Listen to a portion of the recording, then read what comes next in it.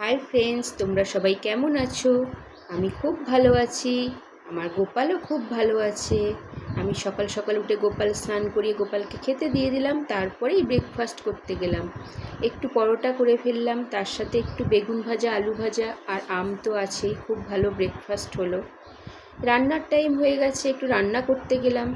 শাক ভাজা, যেটা বাগানেরই শাক, তারপরে পটল আলু দিয়ে মাছের ঝোল করে ফেললাম। ভাবলাম একটু কচু বাটা করি, তাই একটু কচু তুলে নিলাম, সেটাও আমার বাগান থেকেই। কচুর সাথে নারকেল, সর্ষে, কাঁচা লঙ্কা, নুন একসাথে বেটে নিলাম, পরে একটু সর্ষের তেল ছড়িয়ে দিলাম। দেখুন বন্ধুরা, কচু বাটাটা কেমন হয়েছে, খুবই দেখতে ভালো লাগছে। আমার তো খুব পছন্দের খাবার, দেখেই খিদে পেয়ে যাচ্ছে, খুব ভালো লেগেছে। তার সাথে তো আমার টক দইটাও বসে গেছে। আমি সকালে উঠেই টক দই বসিয়ে দিই, এত গরমে দেখুন বন্ধুরা টক দই বসে গেছে। খাওয়া দাওয়া সেরে তারপরে আমার রান্নাঘর পরিষ্কার। রান্নাঘর পরিষ্কার না করলে আমার ভালো লাগে না, এটা সবাইরই দরকার, কারণ রান্নাঘর পরিষ্কার না করলে সেখানে মন ভালো থাকে না।